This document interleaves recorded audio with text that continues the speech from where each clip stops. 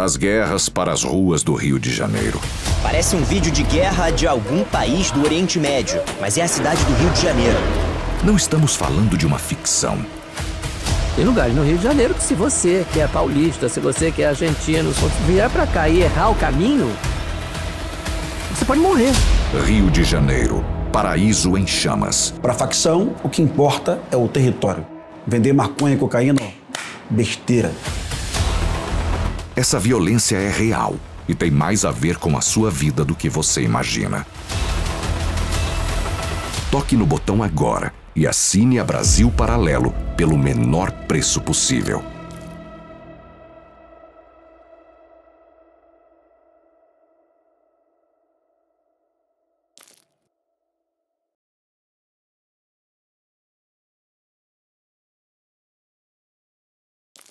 Atenção! O programa Rasta News não é recomendado para menores de 16 anos. Contém linguagem obscena, palavras de baixo calão, piadas ruins e humor nordestino.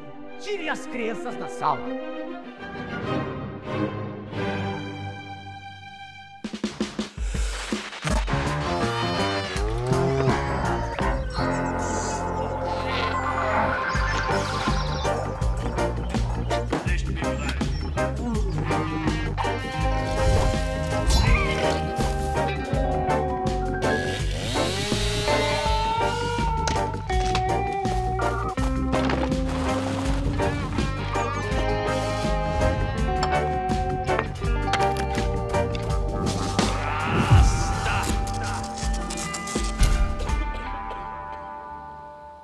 Boa noite, embaixadores. Boa noite, rastas e rastas. Sejam bem-vindos a mais um Rasta News, o seu jornal semanal isento de notícias.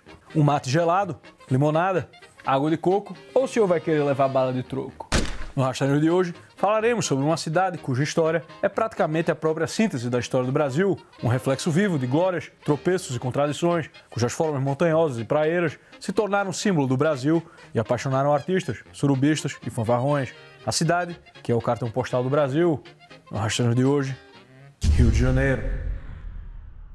Antes de mais nada, senhoras e senhores, eu quero começar esse programa estabelecendo uma verdade nada controversa, mas que pode ser um pouco dolorosa para muitos brasileiros mal acostumados a falar galhofas.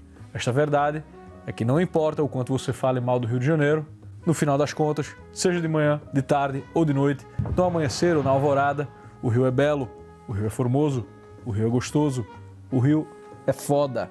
E digo mais, o Rio é a cidade mais bonita do Brasil. É ou não é? O Rio é, quiçá, a cidade mais bonita do mundo. Tão belo é o Rio de Janeiro, que nos anos 60, ele inspirou poetas e músicos do movimento musical Bronha Nova a cantarem e tocarem inúmeras bronhas em homenagem às formas do Rio de Janeiro. Me diga aí, qual outra cidade do mundo inspirou artistas a fazerem tal feito?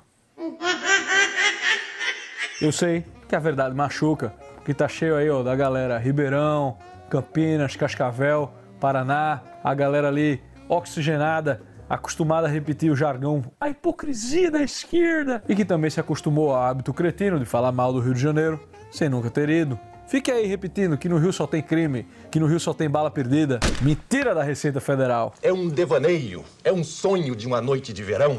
O Rio tem praias, montanhas, carnaval, futevôlei, futebol, igrejas coloniais, igrejas imperiais, igrejas republicais, além de chopp gelado, sardinha frita, torresmo de barriga e arroz de brócolis. Até o arroz de brócolis, que tinha tudo para dar errado, deu certo no Rio de Janeiro, meu irmão. Eu desafio qualquer um aí ali no Galeto Rainha e me dizer que aquilo não é uma iguaria, uma obra de arte. Do Rio de Janeiro vieram Jorge Ben, Tim Maia, João Nogueira, Machado, Garrincha, Zico, Romário, Ronaldo, além das travestis do Ronaldo, que são as travestis mais deslumbrosas do Brasil. Um luxo! Até o sotaque carioca, que é considerado talvez a coisa mais irritante do Rio, também surpreende quem tiver a paciência de observar. O sotaque carioca é como um pênis, né, meu irmão? Ele parece zoado, mas quando ele vem numa mulher bonita, é uma delícia. O Rio é tão belo que atraiu o que há de mais belo dos homens, Renato Portaluppi, o homem mais bonito deste mundo, que ao chegar ao Rio, descobriu que havia finalmente uma paisagem tão perfeita que poderia completar toda a beleza que ele trazia em si mesmo. Além das formas, o Rio também tem outra característica. O Rio é original. O carioca tem o seu próprio jeito de fazer as coisas, porque o Rio de Janeiro é praticamente uma fortaleza cultural que se protege das influências externas. diante dos diversos fenômenos nada fenomenais da música brasileira, como o arrocha, a virilhada e o sertanejo universitário, o Rio de Janeiro segue blindado pela cultura do pagode e do samba, que não permite que tais patifarias invadam suas terras. O Rio é resistência cultural e até quando é para fazer merda, o carioca sabe fazer do seu próprio jeito, como é o caso do funk carioca, estilo caracterizado pelo ritmo que convida o ouvinte a movimentos sensuais e extrovertidos, que são embalados por letras descontraídas e pela gravidez indesejada. Enquanto o resto do Brasil também se entrega a linguajares cada vez mais uniformes, o Rio de Janeiro também inventa de forma irreverente a sua própria língua, com termos locais únicos e peculiares, como a expressão qual é, que virou qual é e terminou em coé. Temos também o termo moleque, que o Rio transformou em leque, depois em lesque, lecão, malesque, bilesque e recentemente, com a guerra da Ucrânia, o Rio criou a expressão Zelensky, em homenagem ao presidente da Ucrânia. Qual é Zelensky? Mas como nada é perfeito, senhoras e senhores, o Rio de Janeiro tem o seu lado ruim. No Rio de Janeiro também existe algo terrível, o carioca. O carioca é um tipo dado aos pequenos golpismos e às práticas quilingues. Sempre que você se depara com um carioca, a única certeza possível é que você está prestes a ser engambelado. O carioca foi criado justamente para compensar os excessos de maravilhas da sua cidade. O carioca é a tragédia do Rio. E no que se refere à tragédia do Rio, os cariocas têm feito um trabalho exemplar, nunca antes visto na história deste país. Atualmente, 1/4 dos cariocas vivem em áreas dominadas por traficantes ou milícias. São 4 milhões de pessoas vivendo sob o poder de bandidos muito sinistros e de temperamento perigosíssimo, alta periculosidade e instinto de perversidade. Entre os principais estilos de marginais do Rio, temos os bicheiros, que caíram na ilegalidade nos anos 40 e desde então vivem fazendo a sua jogatina livre de impostos. Meu irmão, só para você entender o que é o jogo do bicho no Rio de Janeiro, né, meu irmão? Se você for andar no Rio, vai andar pelas ruas, nas praças do Rio, você observa que de vez em quando vai ter aqui e ali um maluco desocupado sentado num banquinho o dia inteiro com aquela camisa semi-aberta, segurando uma caneta e uns papeizinhos. Ele fica ali, ó, batendo papo com os taxistas, com as senhorinhas aposentadas. Parece um mandrião, desocupado, um vagabundo, mas na verdade ele está ali trabalhando. Ele é o cara do jogo do bicho. Os moradores, os comerciantes, os meninos de rua, os garis e os polícias, todo mundo sabe quem é ele e o que ele está fazendo ali sentado. Mas o jogo do bicho não é crime. O jogo do bicho é contravenção. Não vale a pena confrontar. Contravenção da cadeia até pode dar, né? Mas num país como o Brasil provavelmente vai custar mais tempo de trabalho para o polícia, para o procurador e para o juiz do que vai dar tempo de cadeia para o contraventor, né? Então a gente deixa pra lá, né? Pelo menos o jogo do bicho financia o carnaval, incentiva o turismo. O bicheiro só é preso quando exagera, né? Coloca uma bomba ali pra explodir o bicheiro adversário, metralha o carro do seu ex-amigo. Aí sim, talvez, quem sabe, chama atenção e pode dar em algo.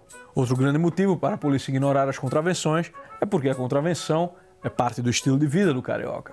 Todo carioca foi ou será um contraventor. Isso é um fato. Se um carioca nunca jogou no jogo do bicho, certamente ele já se engajou em uma outra contravenção. Por exemplo, quem nunca largou uma bituca de cigarro no chão? Contravenção. Já jogou uma bolinha de lixo na rua? Contravenção. Já encheu a cara de cachaça no carnaval e ficou perambulando embriagado de forma escandalosa em via pública? Contravenção. Já mijou na Praça São Salvador? Que nem o Jopinha? Hein, Jopinha? Você é um carioca não praticante, mas pratica, né? Contravenção. Já viveu a Deus dará 24 horas por dia, 7 vezes por semana, curtindo praia, manguaça, rolezinho na Lapa e petiscado enquanto está desempregado? Contravenção. Essa aí é a contravenção conhecida como vadiagem. Eu não estou falando aqui do artigo jacaré. A vadiagem está no nosso Código Penal. É contravenção e todo carioca é um contraventor. Além dos bicheiros e das contravenções do dia a dia, outro grupo comum da delinquência carioca são os pivetes. Mas além dos pequenos roubos e furtos, que são comumente praticados por pivetes de todo o Brasil, no Rio, o pivete carrega no seu DNA a criatividade e a originalidade carioca. São diversas técnicas de pivetagem criadas todos os anos no Rio. Por exemplo, temos a ciranda tijucana, o revezamento de rapina, o murro seco na pança e o mais famoso deles, o arrastão de Ipanema, onde pivetes saem em plena luz do dia, fazendo uma campanha forçada de arrecadação de bens pela praia de Ipanema, em que a elite carioca é convidada a mostrar o seu espírito democrático e fazer a sua contribuição para a causa da justiça social, pois um telefone, um cartão de crédito, até um óculos praiano ou um boné podem fazer a diferença na vida de muitos. E ele só queria tomar uma cervejinha. Para completar os tipos de delinquentes cariocas, temos os dois tipos mais conhecidos, os traficantes e os milicianos. Estes dois grupos de criminosos se tornaram rivais em muitos momentos da história, disputando o poder e o controle de partes do Rio. É os guelfos e gibelinos, né? Os guelfos e gibelinos do Rio de Janeiro. Como muitas milícias originalmente eram formadas por ex-policiais e muitos traficantes eram moradores de favelas, rapidamente o brasileiro deu um jeito de transformar esses criminosos em símbolos de valores e ideias políticas. Pode parecer uma discussão sem sentido, né? Mas não se esqueçam que a gente está num país com o QI médio 83. O brasileiro médio já nasce com a síndrome do bócio. O Brasil é um país onde se discute se o rock é de esquerda ou de direita, né, meu irmão? Me parece que num país onde se discute o posicionamento político de um riff de guitarra, não é nada surpreendente que comportamentos de criminosos também sejam classificados como de direita ou de esquerda. Para falar a verdade, com uma bela dose de boa vontade e de maneira muito vaga, talvez uma vez ou outra a discussão ainda faça algum sentido, mesmo com um sentido muito ruim, né? Tipo traficante, morador da comunidade, representando a revolta contra o sistema. Já o miliciano, ex-policial, representa a opressão das comunidades. É aquela discussão de merda que foi levada a sério, né, meu irmão? Principalmente por quem? Doutores, professores, mas mais principalmente pelos jornalistas. A polícia entra na favela ali, ó, mata 10 caras de fuzil com passagem na polícia. A matéria, chacina de moradores. A polícia baleia...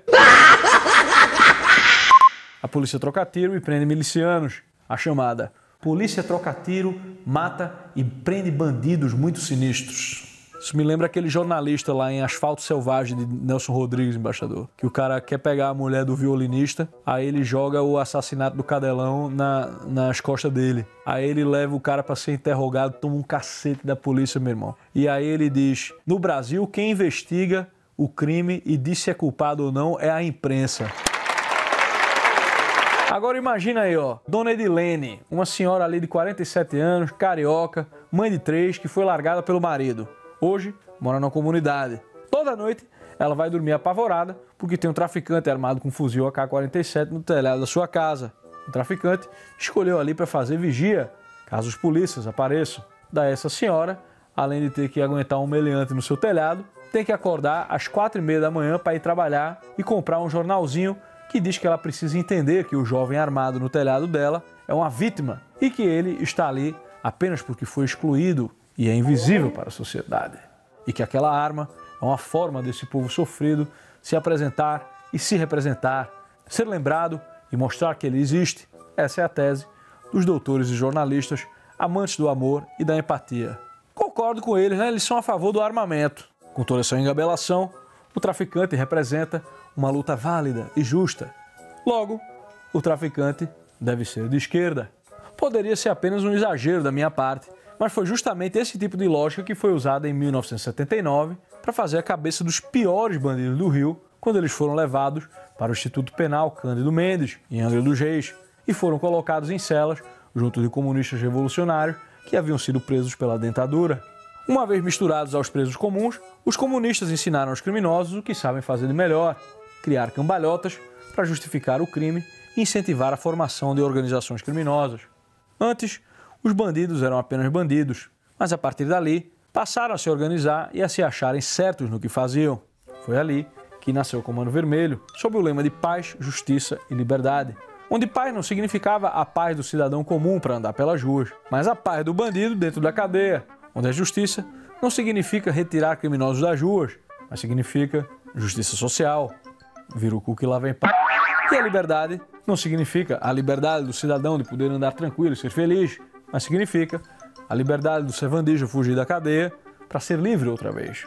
Segundo Carlos Gregório, um dos fundadores do Comando Vermelho, a ideia do projeto era pegar todos os buracos deixados pelo governo e o Comando Vermelho entrar. Ou seja, é uma tomada de poder, né? Quando Dirceu diz que tomar o poder é diferente de ganhar a eleição, é a isso que ele se refere, né? A partir daí, a cagada estava pronta. A coisa que todo filho da puta mais precisa na vida é de uma boa justificativa para a merda que ele faz. Para completar a cagada, chegaram os anos 80, e enquanto o Comando Vermelho surgia, Leonel Brizonha virou o governador do Rio.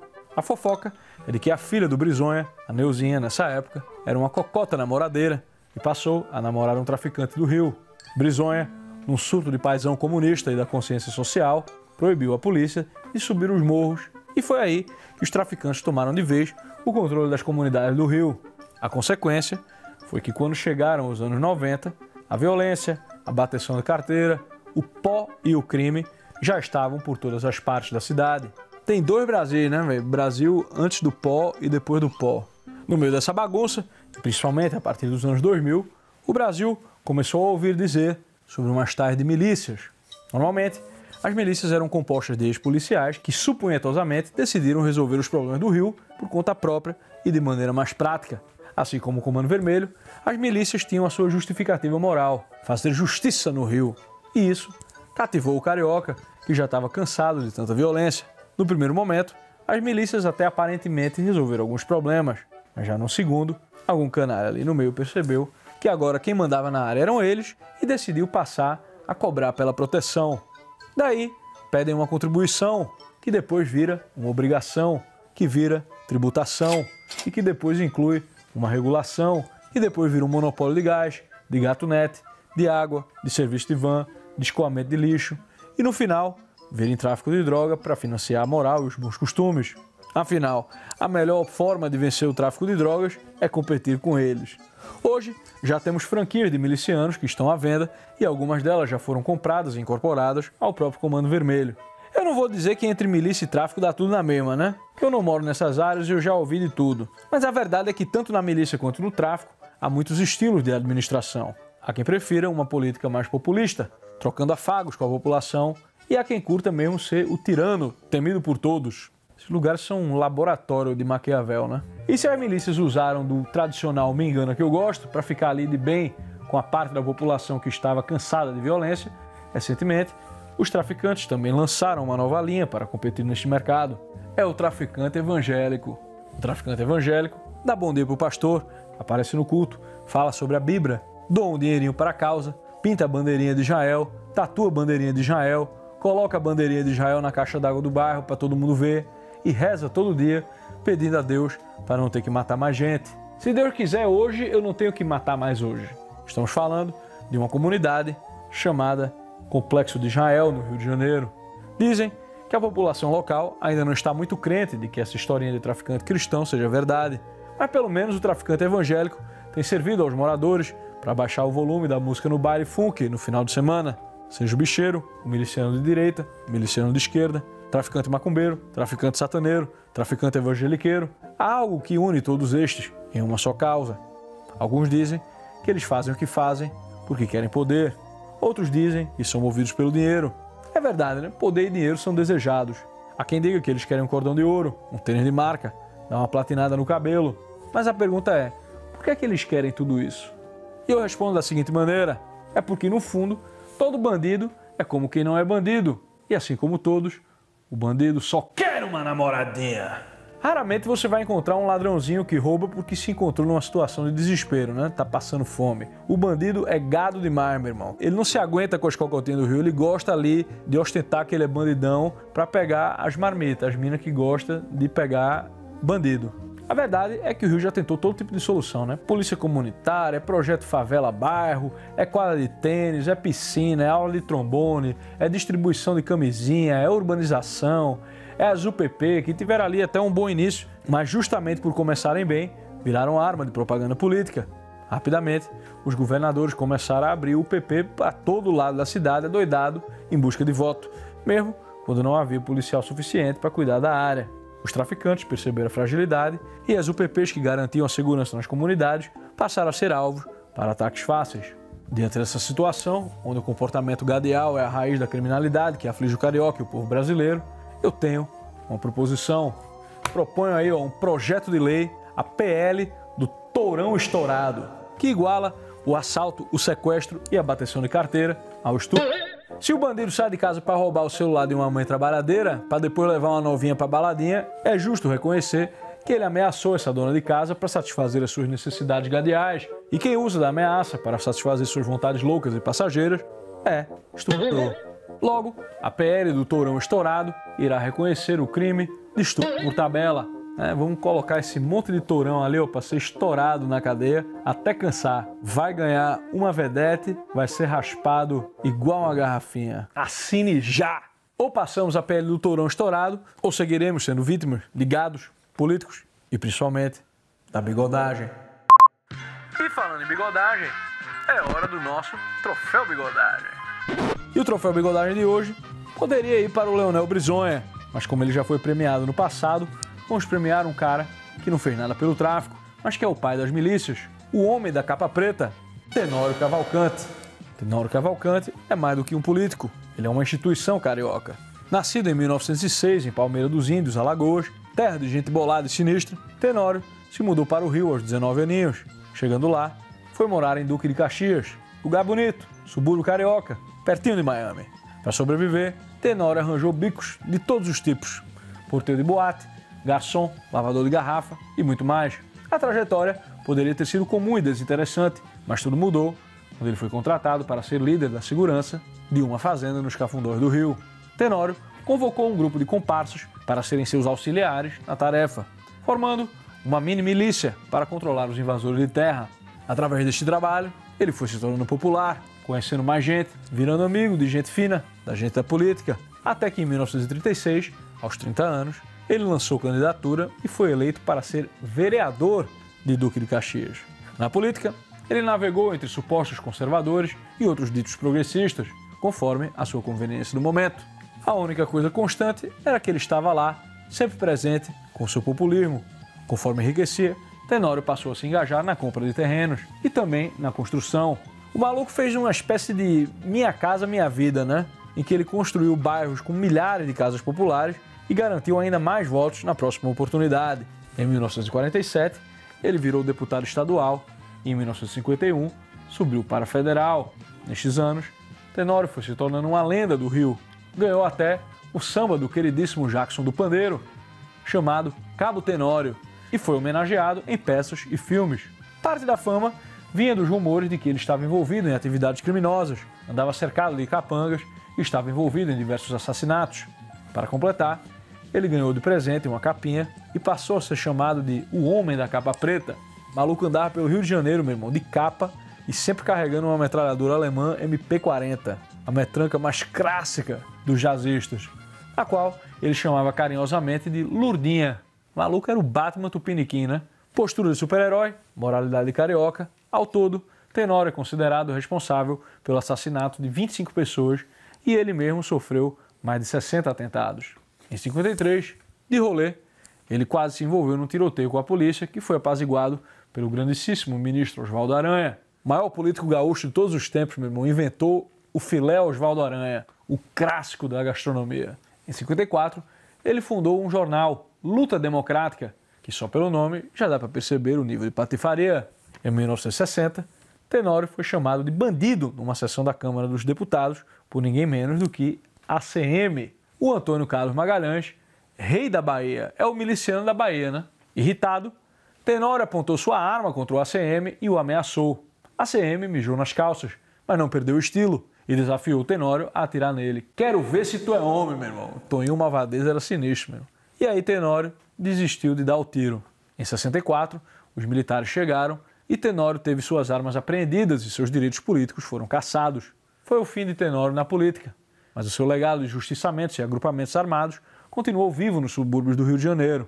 Mesmo quando não era muito falado ou lembrado, os grupelhos independentes seguiram existindo aqui e ali pelo Rio, até ressurgirem ainda mais fortes, sendo conhecidos como milícias. Por esses motivos, Tenório, o Homem da Capa Preta, é conhecido como o pai das milícias. E por esse mesmo motivo, damos a ele aqui a nossa maior honraria, o Troféu Bigodagem. Rasta, já teve paixonite por alguma celebridade mulher? Qual? Aposto que é a Liv Tyler. Sayuri Matar. Harry Potter é melhor que Senhor dos Anéis, de acordo com o STF e a ideologia de gênero, né? Também prefiro Harry Potter, mas por valor afetivo. É óbvio que a obra de Tolkien é muito melhor. Eu também tenho amigos homossexuais, é normal.